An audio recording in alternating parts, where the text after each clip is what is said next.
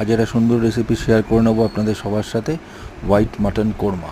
White মাটনের জন্য আমি নিয়ে নিয়েছি 500 গ্রাম মতো মাটন, আর সাথে ভাজা মশলার জন্য নিয়েছি জিরে, ধনে আর গোটা কালো গোলমরিচ। এটাকে ভেজে গুঁড়ো করে নেবো। গুঁড়ো করে নিয়ে কুকারে দেবো সর্ষের তেল, আর কিছু গোটা গরম মশলা দিয়ে দেবো।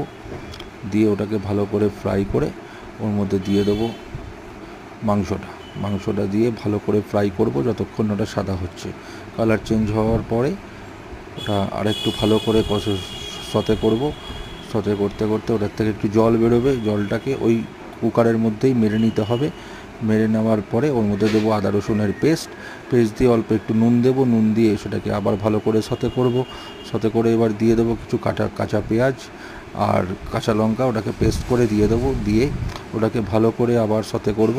করতে করতে ওটার থেকে একটু জল বেরোনোর পরে ওর মধ্যে হলুদ দেবো, আর ওই ভাজা মশলাটা যেটা প্রথমে তৈরি করেছিলাম ওটা দিয়ে ওটাকে আবার ভালো করে সতে করব। সতে করে করতে করতে ওটা থেকে আবার একটু জল বেরোবে। ওটা জলটা মারানোর পরে আবার একটু কাঁচা জল দেবো। দিয়ে ওটাকে ভালো করে কষতে কষতে প্রেশার কুকারের লিডটা লাগিয়ে দেবো।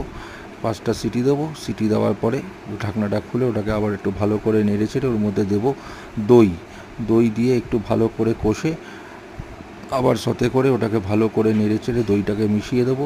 মিশিয়ে দেওয়ার পরে একটু দেবো গুঁড়ো গরম মশলা আর ধনে পাতা দেওয়ার পরে ওটার মধ্যে দেবো একটুখানি ফ্রেশ ক্রিম দিয়ে একটু ভালো করে নেড়ে চেড়ে ওটা লিডটাকে আবার লাগিয়ে দেবো।